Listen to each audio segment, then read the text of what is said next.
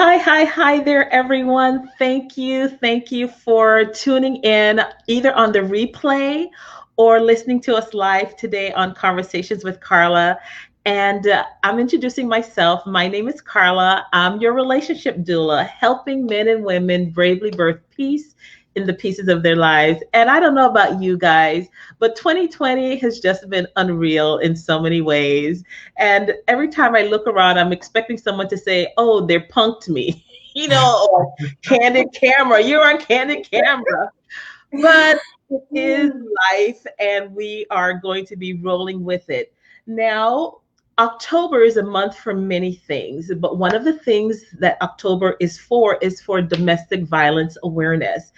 And with Conversations with Carla, I just want to have a conversations. This is a judgment-free zone, but I wanted to have someone talk to us today and have a conversation with someone who is a domestic violence survivor. So I am going to introduce you guys, have Tracy introduce herself to you guys. So Tracy, please tell them a little bit about you. Hello, and thank you again, Carla, for having me. I'm honored to have this opportunity. Any chance I get to share my story, I'm always honored. So my name is Tracy McCauley, and I am not just a survivor of domestic violence, but I am a conqueror of domestic violence. And excuse me. And so I am also an empowerment coach, a motivational speaker, and a author. So I'm excited about being here. I'm passionate about helping women understand their value by discovering their uniqueness and learning to love themselves. So I'm passionate about just helping women understand that they were created for so much more. I love that. And as Tracy said, as an empowerment coach and an author, so I would like for her, before we jump in, tell us about the book that you've just written and a journal that goes along with it. Could you please? Yes, I'm excited. Actually, my journal, and I do have a copy here of the journal, which was just launched about 3 weeks ago now, is called Love You, Embrace You Journal. And this journal it's wonderful, I think. It actually is a 30-day journal, and it actually helps women understand the importance of making sure that they use those I am statements. For so many years, I didn't love myself, and so it was really hard for me to really start saying those positive things to help me understand that I was valuable. And so I created this journal so that it would help women do just that, help women really understand that they were valuable and learn how to speak those things, because it's something about speaking it out loud, and then also writing it down. So I do a combination of speaking and writing, so that it could help me really, really get it in my head so that I can remember it and so that can say it on a daily basis. So the journal, it actually, and I love quotes. So at the beginning of each page, there's a quote, a positive quote. That was another thing that after I got out of my abusive relationship, I had to find some positive things to read. And so I started collecting quotes and just really, really starting to, read those things so I could really get those things in my head, because I wanted to, again, change the way that I was thinking about who I was, because for so many years I didn't love myself.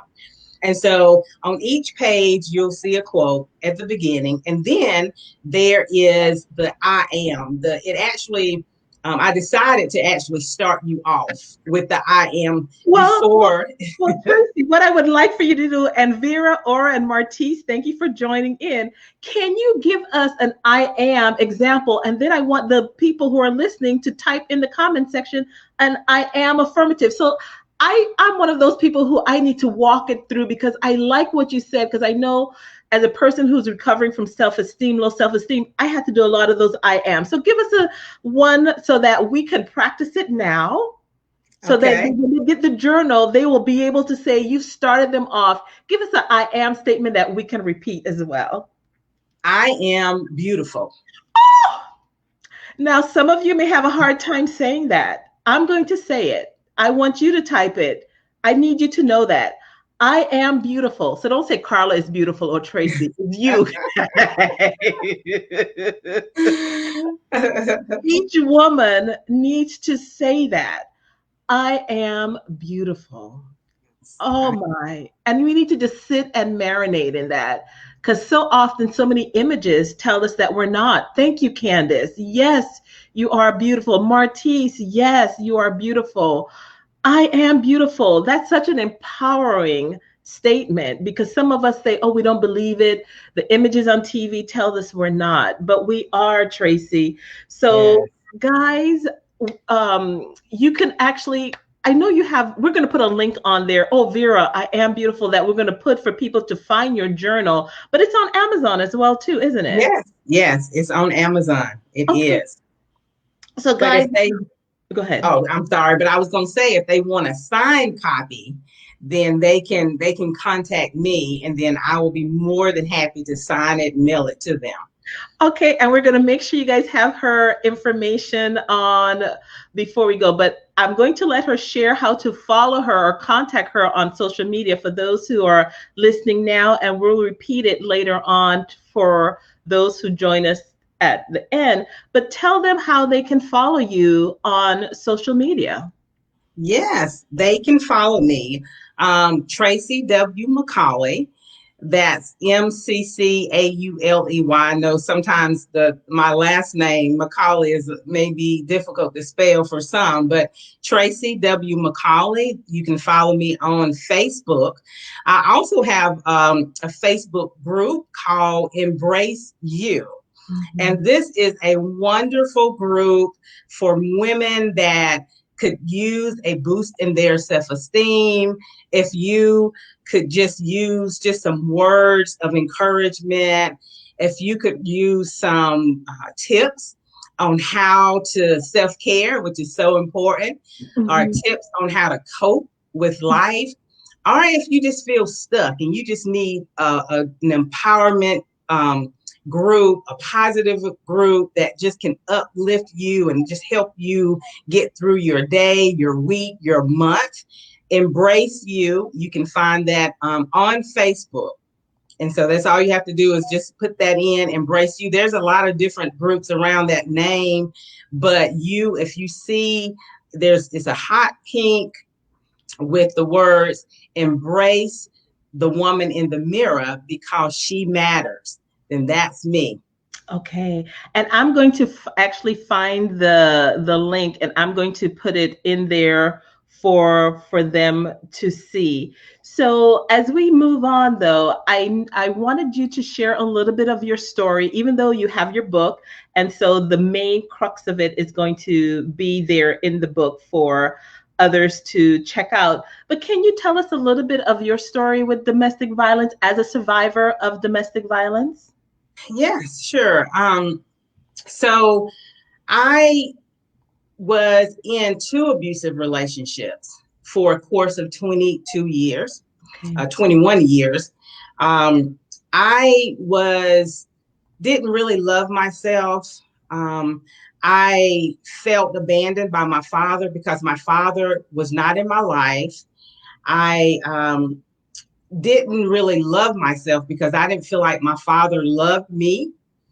I had a learning disability and I felt stupid. I felt dumb because of this learning disability and felt like I was just incapable of learning. And so, as a result of those things, I was looking for love in all the wrong places. I Mm. had low self esteem. I had a lot of insecurities about who I was. Again, I felt incompetent and I didn't know who I was. And so, as a result of that, I ended up being attracted to men that abused me. And so I was 15 years old whenever I got into my first abusive relationship. I can remember being punched in the face so hard that the blood vessels in my eye burst. I remember that, we were driving in the car one time where It was a conversation. The abuser didn't like something that I said. He reached over. I was in the driver's side. He reached over, grabbed the steering wheel, and yanked it. And we went down an embankment, and I was terrified, thinking that we were going to roll over and we were going to die as a result of what he had done. And so I I didn't know that I was in an abusive relationship. Later on, I got pregnant, and thinking that I was 18 when I got pregnant, and I thought that, okay, I'm getting pregnant, maybe he'll change, maybe he won't be disrespectful, or because I didn't really know it was abuse, maybe he'll treat me nice, and that didn't happen. I had my child, and it seemed like the abuse got worse because he would then use my child as a way to get back, at me. He threatened to call welfare. He threatened to take my child, and I remember one time he actually did. He took my child, and later on he brought her back, and I was devastated, but she was okay. I found her outside on the porch. And so that went on for years, and I covered it up. I didn't tell anyone. I was afraid and I was embarrassed because of what I experienced. I really didn't know that it was abuse. I just thought it was just, it was the way relationships worked. Okay, but Tracy, I want to pause you there. So that's a good point that you say, because you thought that you didn't realize there was anything out of the norm. It seemed as though this was this. Did you find yourself making excuses for the abuser's behavior? I did. I just kind of brushed it off. I didn't really say a whole lot about it. I would just brush it off. People that did, some of his family or friends that knew of it and that saw it, some of them tried to intervene, but I think, they pretty much, they knew who he was, and they just kind of, just felt like they were just done with it. Okay. But yeah, I brushed it off. Tell me when, if ever, did it dawn on you that this could be abuse? Did there come a time, or was this just something that you thought was just normal? When was the time when maybe you thought, something isn't right, or I'm not going to put up with this anymore? Was there ever a time like that for you? Yeah, I didn't really think of it as abuse. I just thought that it was a bad relationship. Okay. However, I did get to the point where I think I had gotten tired of it. I gotten to the point where I was just tired of being disrespected. And then that was the time where I made a decision to walk away from the relationship. I tried to walk away. But whenever I tried to walk away, that's when the abuser tried to kill me.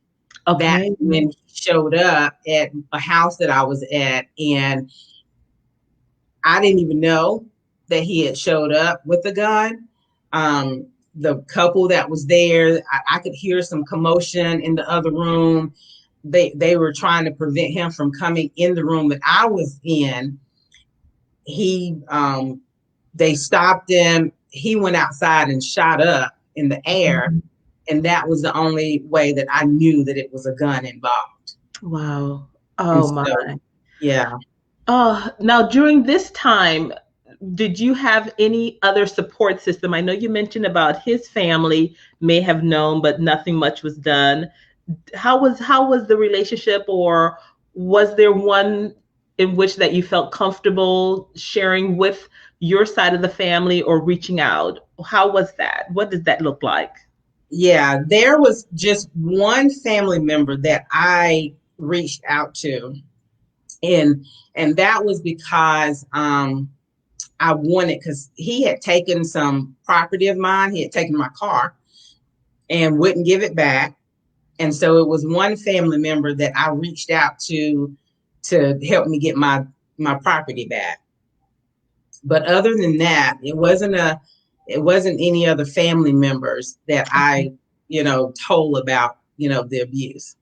Now, It, keeping that all to yourself, how did you cope with that? Because you said you had a little one by then, because Mhm. you had your child gotten pregnant at 18. So how was life? Was just life just sporadically with the violence, and then things would be smooth out for a little, okay, and you just continued with that cycle because it was just the ebbs and flow of the relationship? Yeah, it was stressful. Okay. It was really stressful. Um, I I finally I was able to get out of that abusive relationship, but it was kind of back and forth. But I was able to get out of that particular relationship after getting law enforcement involved, and finally, because it was still months and months after I walked away, and even getting law enforcement involved, that he was still harassed.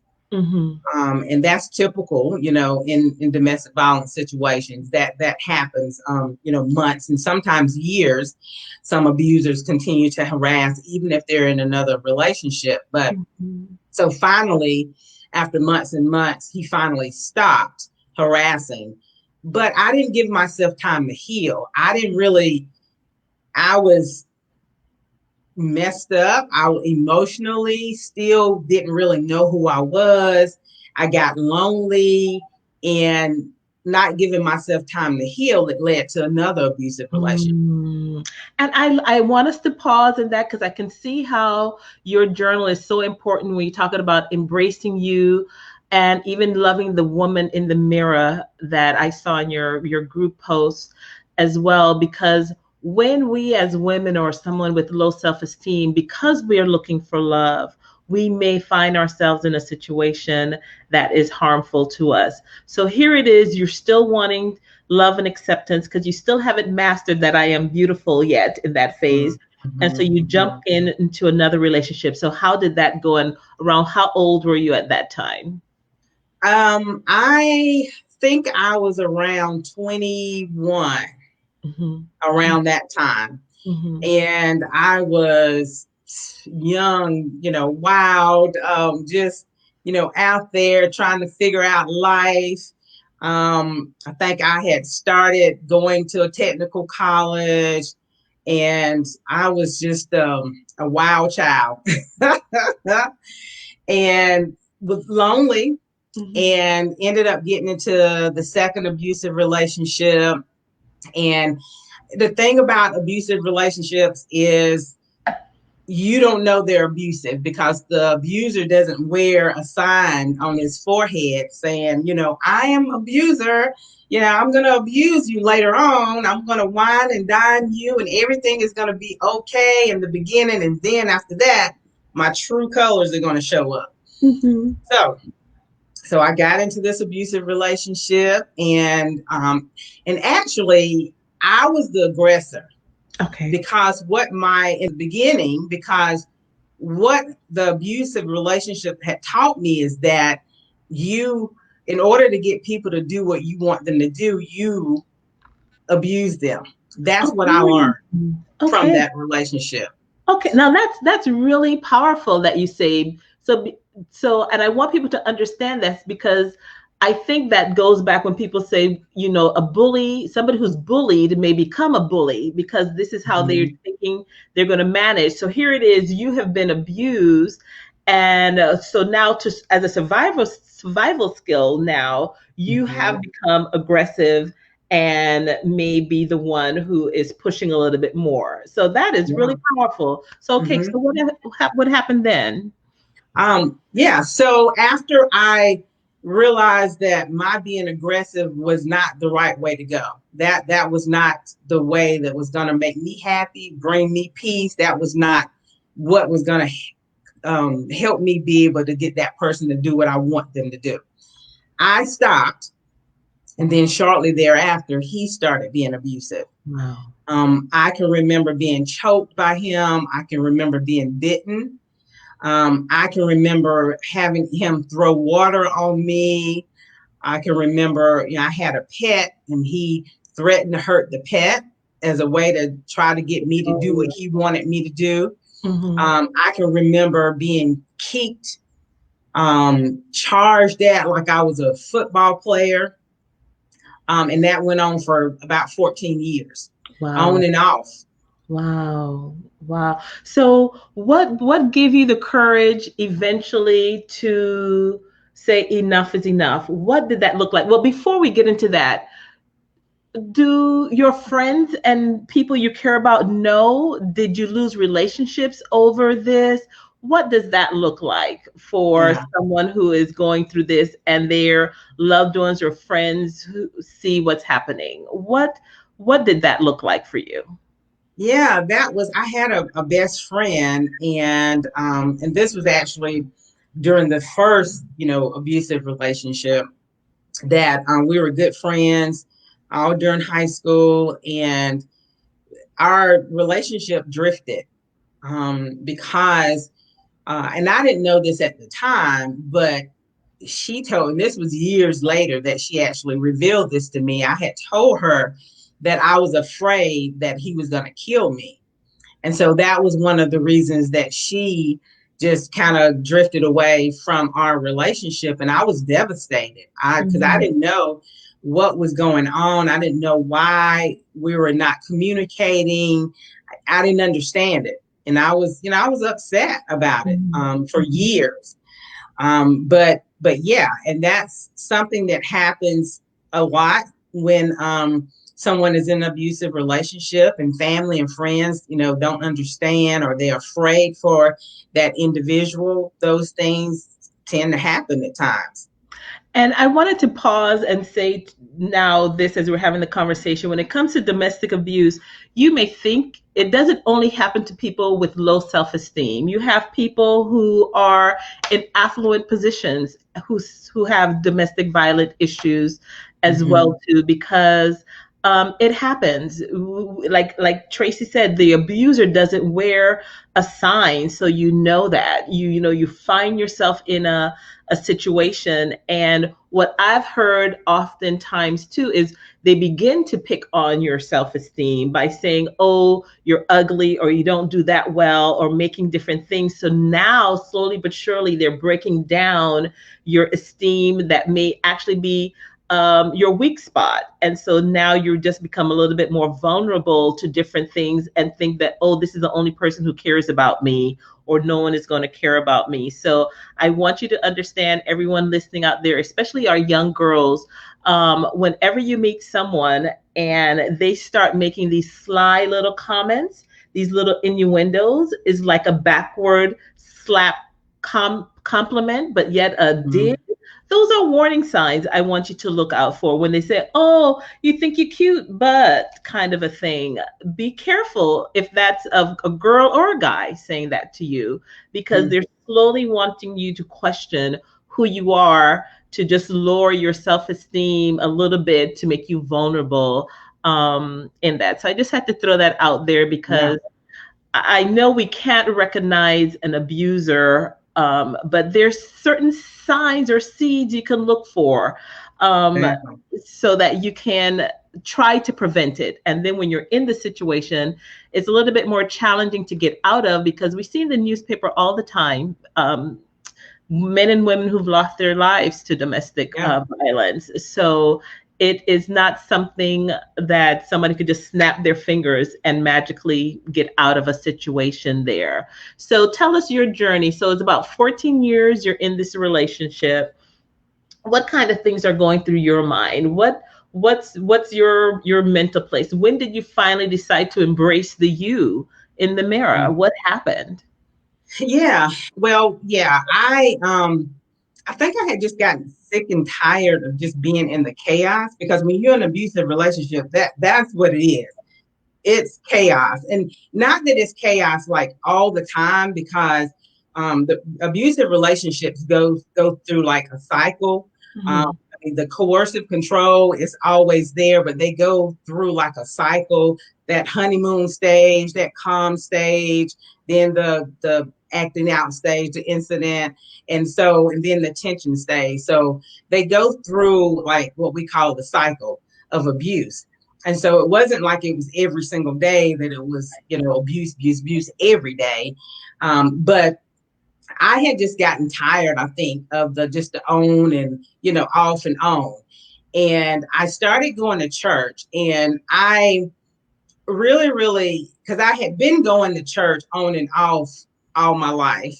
At a young age, my grandmother, they introduced me to Jesus and told me about, the word and things of that nature. But they just they introduced me to God, but I didn't have a relationship with God.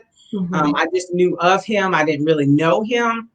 And so I finally went to this church, and I was just like, something's got to give. I want better for my life. And I know, because my mother told me that God had given me a great life, that he had wonderful things in store for me. So I had just kind of gotten sick and tired of all the stuff that was going on in my life. And so I found this church that I started going to, and it was what I was hearing in this church that really, really changed my way of thinking about who I was. And I desired to have a more intimate relationship with God from going to this church, because it was just, it was wonderful in really telling me, about God's love for me. And I just wanted more. And so from that moment on, I started praying more.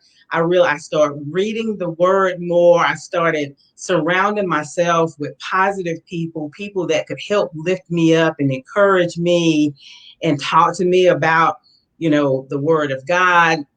And from that moment on, I started praying about my relationship, and praying and praying and praying. I started praying for him to change. That didn't work.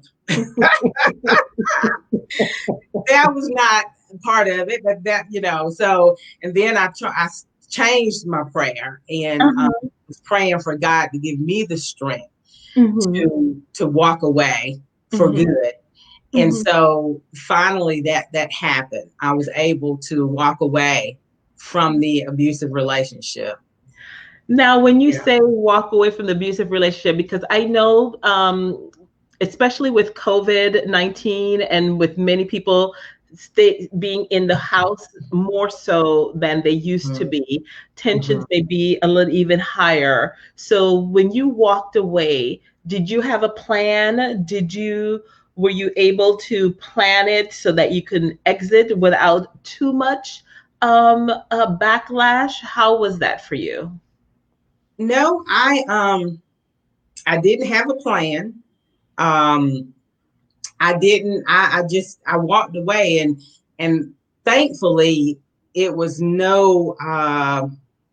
it wasn't a dangerous situation whenever I walked away. And yes, I do know that it's best for individuals that are planning to walk away from an abusive relationship. It's best to have a safety plan in place, because one of the things that I know from research, the most dangerous time for women whenever they're trying to leave an abusive relationship, that's the most dangerous time for them. Yeah. And that can end up very, very violent. So that is, walking away or deciding to walk away from an abusive relationship is the most dangerous time for women. So having a safety plan in place is so important. And there's, domestic violence hotline that you can call if there's anyone that's watching that's in an abusive relationship and they are thinking about walking away. Then there's a national domestic violence hotline number that I can give at the end if you like, and they can call that number to talk to an advocate. It's their own. They're available 24/7 for anyone that has questions about leaving an abusive relationship, or they just want a safety plan, or they want safe shelter. Then that number can actually help them with that. But I like when you're saying that and giving them the plan, and we definitely want to give that number to the ladies out there. But one of the things, because again, I like my little mystery kind of shows and different things. But one of the things I used to think about, even with my girls coming along, is to give me for them to use a word with me, so we know if they're really needing help. And Mhm. I've always wondered, for women who want to get ready to leave, let a person who you know in your life know what that word is, so that even if you Mhm. work it in a conversation, they know that this is the time that you need some help, without getting the other person is making the perpetrator aware of what is happening. And Yeah. so even now with my girls, sometimes I say, give me a word so I know Yeah. that it's actually you when something is said. Well, we'll say it to do, but in these times, sometimes you have to be a little bit undercover because your life is at stake, and Right. we won't take it for granted, for that. And I know for some men or women in domestic abusive situations, they may not be ready to go the first time around, and Mhm. so therefore it's up to each person when they come to a point of readiness. I know many times, we love someone, and I challenge the word love. I want to say lust, or either that Mhm. we are feeling as though, um, we just want to have someone in our lives, so we'll settle for anything because Mhm. we don't think anybody else would want us, or we don't like our own company. And that's one of the things I like with your journal when it says embrace you, is for us to fall in love with ourselves, those special Yeah. things about you, that you're beautiful, that you have talent, and discovering what those talents are, what those gifts, what that Mm. purpose is that you were created to be, and the impact that you're going to have Yeah. on someone. So I'm excited, guys, the journal, because I have mine, from Tracy. So I just think that this is just a wonderful way of affirmation that some of us never had. I know growing up for me back in the day, you didn't have that. So when you talked about learning the word, I still remember when it finally dawned on me, the one scripture in Psalms, I am beautifully and wonderfully made, because Yeah. I looked at everyone else and thought, oh, they're pretty. And when I realized God is saying, I'm uniquely and beautifully, wonderfully made, Mhm. whatever my curves look or don't look like, whatever Yeah. my hair or complexion, look or whatever, God is saying, I'm beautifully and wonderfully made. Yes. So if somebody else says you're ugly, I'm just like, well, they must be mistaken. They just don't know. Exactly. That's your opinion, right? Right. And you're not God. So your opinion compared to him is Doesn't exactly doesn't doesn't matter. matter. It doesn't Right. matter. And so for me, walking in that truth was so liberating that I was just like, what do you mean? They call me ugly? Well, they just don't know. So Right. Right.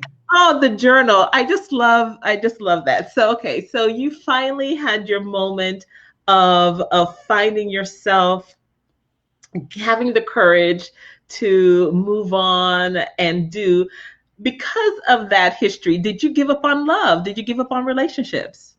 No, I didn't. I didn't, and it's I don't know. It's I think always I've always had in the back of my mind that I would get married. I Hmm. always in the back, way, way, way. It may have been deep in the back of my mind. I knew that.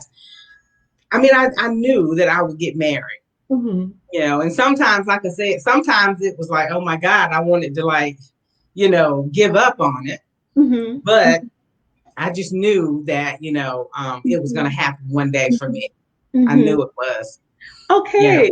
So you did eventually find that person in your life who could be that companion that you were searching for. I did. I did. And God sent me. And Mhm. I have to say that it was God that Mhm. sent me my husband because Mhm. I absolutely know it was because I was Mhm. messed up. I was messed up. And, I mean, still, I got out of the second abusive relationship. God sent me my husband, But even though I was out physically, I was physically out of harm's way, I was still emotionally, you Mm. know, in a crisis. Mm-hmm. Mm-hmm. And so when God sent me my husband, I was messed up and he could have left easily. Mm-hmm. Mm-hmm. He could have been abusive, anything. But God showed me through him what peace looked like, Wow. what Oh. freedom looked like. And I guess because you'd had chaos all that time, sometimes and many times we get accustomed to the chaos. And when we have peace, we think, well, this is not normal. Let me create chaos. So I could imagine seeing Mhm. peace was just like, "Ah, this can't be for real. Let me stir Yeah, up stuff, you know? exactly. I was like, what?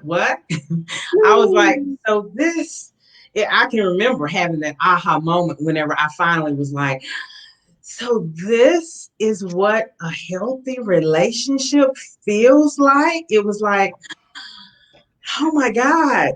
It was like, it was like the best feeling. I had never felt it before. And it was like the best Mhm. feeling in the world, just Mhm. to be in and having the freedom to be me.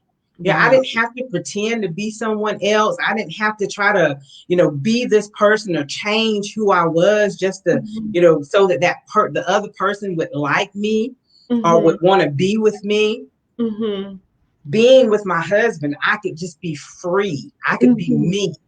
I Mhm. could, and I like to say this. Yeah, I can yell and scream and act crazy if I wanted to. And my Mhm. husband just kind of look and just go with the flow. Right, Still right, to this right. day.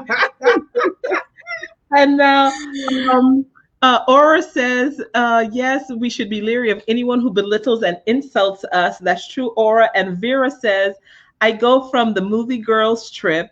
She was taught to say, I'm strong, I'm powerful. I placed this on my wall since I saw that movie and I live that daily. Never went through abuse, but I practiced this. Thank you so much, Vera, Mhm. for sharing that. But I like how you say that because again, it's a whole new thing, but it's true when you say you can experience the gamuts of emotions with him now and not be afraid that they're going to be used against you or Mhm. that they're going to be used to belittle you and say, oh, why you're acting like this. It's just that because we are human, so we do have these things of emotion. So being able to have that and have that partner with you to understand that, yeah, okay, you're doing that. I am Yeah. just happy for you that you were able to definitely find that because I know some people may be afraid to give love, healthy relationships, a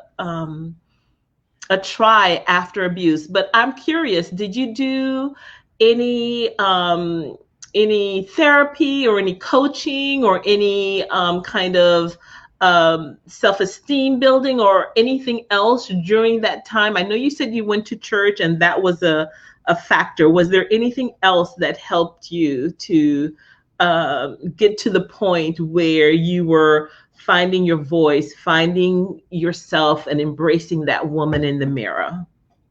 No, I never went to counseling until just recently. I'll say that. But I just went to church. And the other thing that was part of my healing process was writing my book, my first book. So that was like a big part But of what was your my first healing. book? What was the name of the first book? The first book is Love Thyself, and that's this book.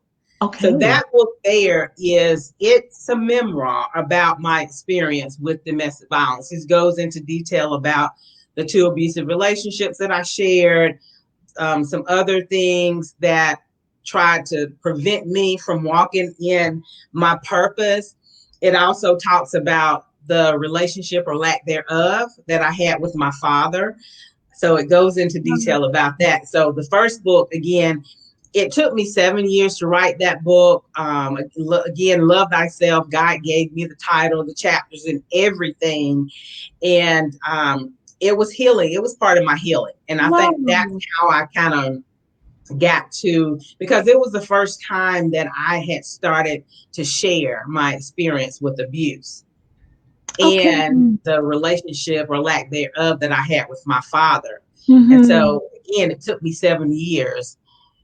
So Um, it was its own cathartic journey for you to go through each of that. Because if you said it took you 7 years, that's 7 years of therapy, technically. But again, uh-huh, for other women out there, would you recommend them doing some journaling themselves as a way of releasing some of those feelings or just digging deep into how they were feeling? Because they may feel uncomfortable right now verbalizing it to anyone else because they may feel as though they're making their parent feel bad or their father or mother, whoever it is. You know, even when we've been abused, we still try to protect those who we've right. been abused from. But would you say writing or journaling would be helpful for them? Absolutely. Absolutely. Because what happens is, and you said it, when it sometimes we're afraid to verbalize that to others. And so, and what happens is if we don't get it out, it stays all bottled up inside. Mm-hmm. And we don't think that it's coming out because we're not talking about it, but it does come out, and it comes out in a negative way. Because Mm-hmm. I know for myself, it came out because I was angry about being in an abusive relationship. I was Mm-hmm. angry subconsciously, holding anger as a result of my father not being in my life. And Mm-hmm. so I held all of that stuff in, and it went to work with me. It went to the Mm-hmm. family reunion with me. It Mm-hmm. went to, it was in my household with how I interacted with my daughter. Mm-hmm.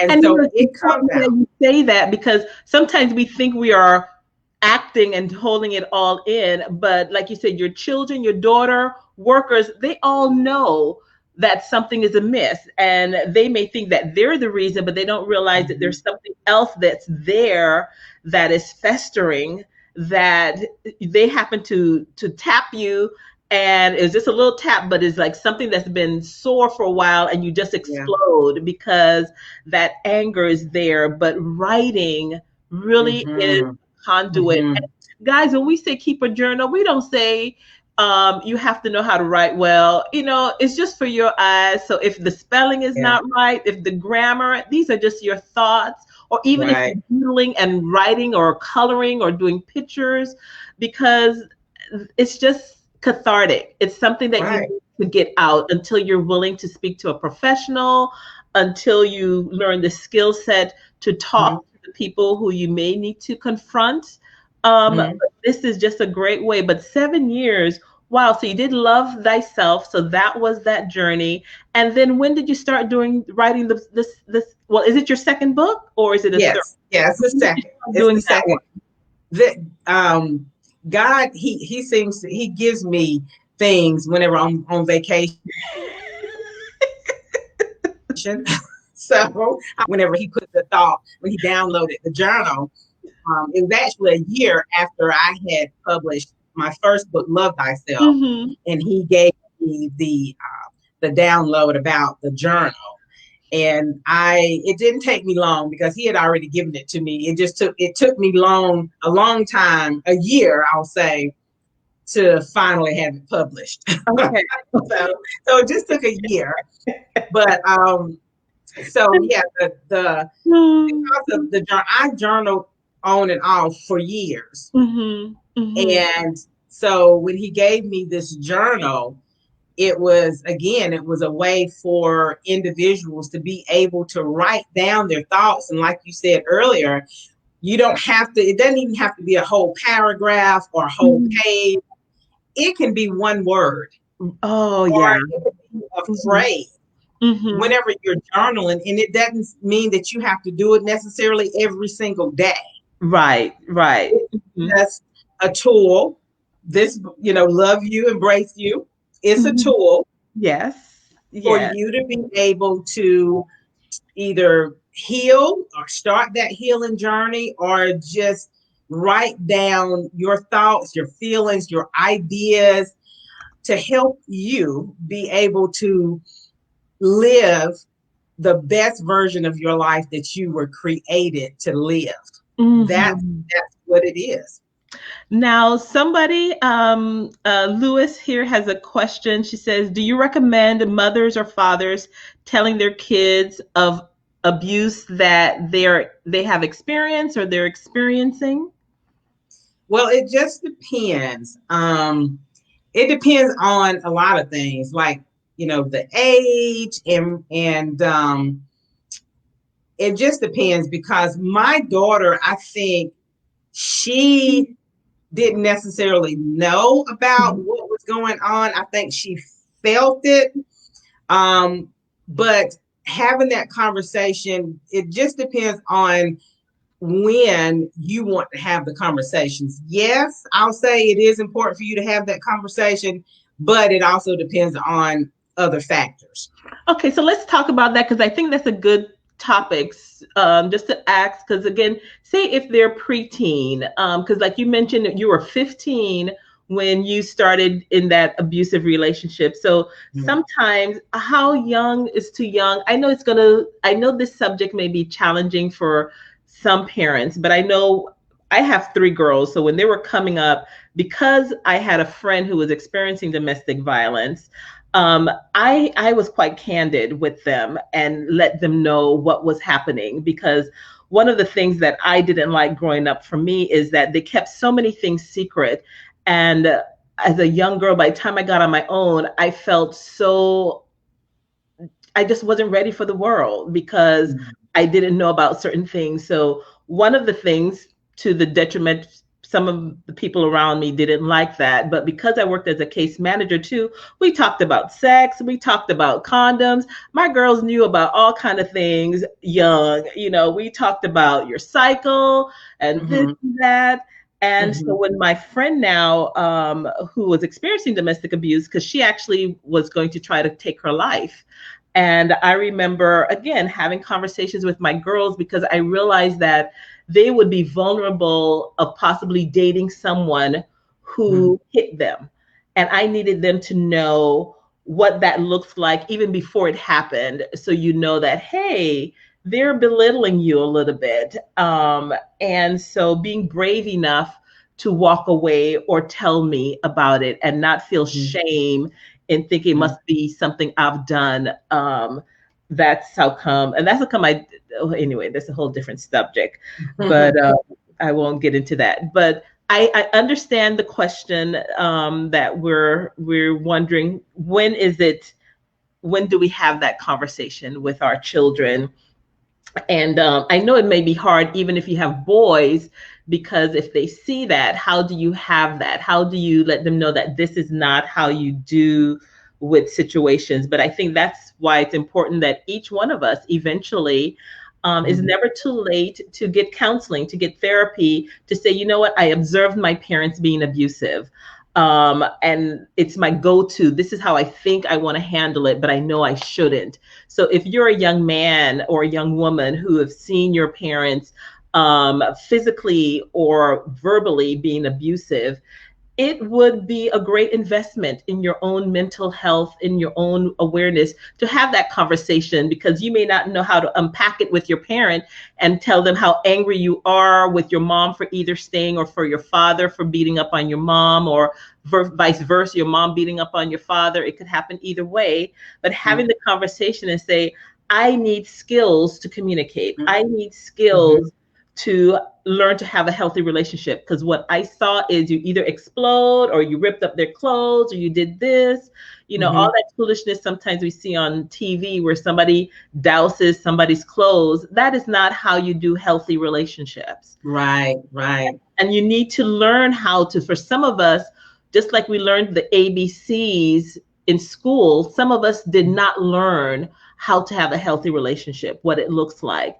And so we can give ourselves that gift. As a coach, I actually do relationship coaching and teach people how to set boundaries, because you take that for granted. Somebody, how do I tell my mom or my dad or my sister or my brother, my coworker that no, I don't want to do this and not feel Mm-hmm. bullied, to do that. Mm-hmm. So those Mm-hmm. are things that are just so important that we just can't take for granted. And Sandra says, great topic, very helpful. Thank y'all. Donna Anderson says, right, right, right, until you find your voice. Lewis says, yes, learning that abusers come in different packages. Some are very charming, quiet, well liked people, is not someone that looks like a bully sometimes. And so that is so true. So I know we're Mm-hmm. winding down our conversation, Tracy. Thank you so much. The time has just gone by so quickly, but I definitely want to let people know again how they can connect with you on social media, and tell them about the event that's coming. And I'll post the poster in the under the comment section later. I'm going to see, or on my page, stress management, your spotlights with Frida. You're going to be one of the speakers for their victims to survivors. Tell us what that virtual um, week or month is going to look like, and if people can tune in, how they can tune in for that, Yes, or, that is going to be, I'm sorry. or how to register for it if you have to register for it. That is going to be alive, just like we are now. And it's going to be, actually, I'm going to be speaking on October the 21st. Mm-hmm. So it is going to be a virtual event. And I'm not sure exactly how that's going to work. I think it's just going to be a live via Zoom, just like we are here. I know we're a StreamYard, but it's going to be live via Zoom. So I Okay. don't think there's a registration or anything like that. But yeah, and I will definitely, if you post information, then that will be good, and that way they can find out how to watch. Okay, because I looked on the poster and I couldn't find any information yet other than the four speakers. And yes, I see that you're on the 21st. But as I see information, I'm definitely going to post it on there for those of you who want to um, be supportive for someone going through Mhm. domestic violence, or if you are experiencing that yourself. I don't know what time, Vera, but as soon there's a poster, but it doesn't have more information yet. So I think hopefully it's 7 o'clock. That one seven. is 7. Uh-huh. Because I'll look to see, and if we can get some more information from, I guess Frida Campbell is the one I see with the flyer there in your group, Tracy, but we can definitely do that. But tell them again about your book and your journal and how they can find it, and if they want a signed copy from you. Yes, yes. So love thyself. This is the journal. Love you, embrace you journal. And you can, if you want to sign, and then this is the other book. And actually, I'm trying to hold it up. We can see it together. So if you want to get both of these books, then and get me to sign these books, then you can email me at Angels with Hope Angels 20. with Hope. I'm Yes, going to put it Angels, ANGELS, in. Hope with Hope, Yes. 2015 at gmail.com. And those books, again, I'll mail them to you. If you want to get both of those books, they're $20 if you get both of them. Yes, Angels with Hope 2015 at gmail.com. And I will be more than happy to ship them to you. You can, if you email me, I can give you the PayPal information and the Cash App information. Um, both of those books are available on Amazon.com. If you want to go that route, you're more than welcome to go that route. But again, if you want a personally signed copy, then you can just email me. You can also, if you don't mind, checking out my website. I'm excited about my new website. Uh-huh. It's Tracy W McCauley. It's TRACY WMcCauley.com. And if you don't mind signing up for my email list, just putting your information in. That way, whenever I have different events going on, I can send you out an email or add you to my email list. I'd be more than happy to do that. Follow me on Facebook, Tracy W. McCauley. Join my Embrace You group so that you can get daily information to empower you and to help you learn how to embrace the woman you see in the mirror. So, and I'm also on Instagram. If you want to follow me on Instagram at TW McCauley 2010. And so those are pretty much the ways that you can follow me or contact me if you like. So, yeah. Okay, good, good, good. I was trying to put all that in there, but Oh, this is a great show. Yes, personal, awesome. Because tell us briefly about your Angels with Hope, because that is, what is that? yeah, Angels with Hope LLC is just my business, something that I started as a result of my experience with domestic violence, wanting to help women. I have a coaching program that I'm excited about, getting ready to launch that later on in this month, where I'll do one-on-one and group coaching with women, again, to help women understand who they are, help them to learn to love themselves, help them to, if they feel stuck as a result of broken relationships or low self-esteem, insecurities, this coaching program is going to help them be able to learn to walk in their uniqueness and embrace that woman that they see in the mirror. So excited about the coaching program. I'm excited about, just helping women. I'm also a motivational speaker. I love to share my story wherever, I travel the world. I have traveled a few places. My goal is to travel the world, but I've had the opportunity to go to several states last year before COVID came, and Mhm, sharing my story. So I mhm. love to do that.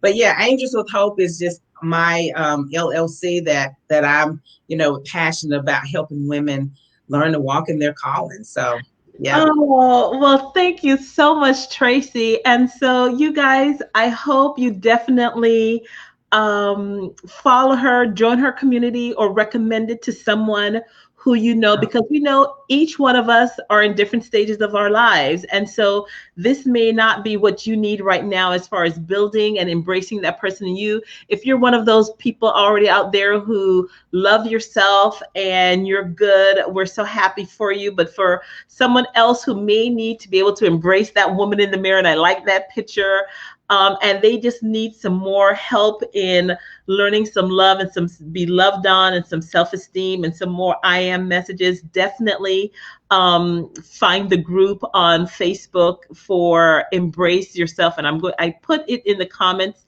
and I'm going to show that again, her Facebook group, to definitely find Embrace You, because one of the strongest gifts that you can give yourselves is that self-esteem. It's baby steps, guys. It's baby steps. But once you start walking with those baby steps with self-esteem, and it's okay if you have to do it at 20, 30, 40, 50, or 60, 70, or Mm-hmm. whatever. It's okay. You could start walking on those wobbly feet, start telling those I am messages so that you can, even now, fill your purpose, because it's never too late to begin to be what you need to be. We don't have to worry about, oh, woulda, coulda, should have, I shouldn't have done this, I shouldn't have gone with him. It's over and done with.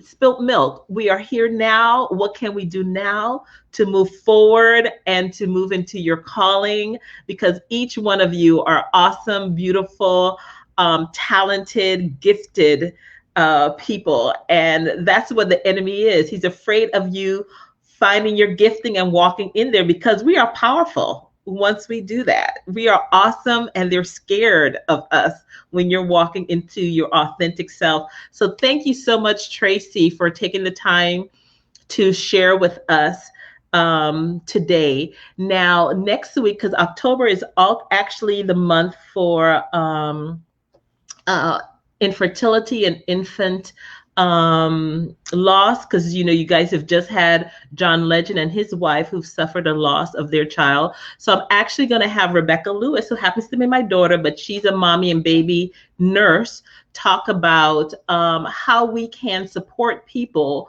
who've dealt with an infant loss, with infertility during that time. So that's what we're going to be talking about next Sunday. So look forward for those of you who know someone who's battling that, because it's nothing like people who could be so insensitive. And that's what Conversation with Carla is about, is to help us to learn not to be so insensitive with how we ask questions. So even for someone who's been in a domestic abuse situation, oh, why are you still in there? Why such and such and such? We can be so harsh in how we interact with people, because we just need to be compassionate with people. If you don't have anything to say, be quiet, doggone it. Exactly. Quiet. Right. Bite your tongue, whisper a prayer. But sometimes those good intentions that people say, oh, they mean, you do more harm than good in that. So look forward for those of you who can join us. But my name is Carla. I'm your relationship doula, helping men and women bravely birth peace in the pieces of their lives. Thank you guys for tuning in. Talk to you guys later.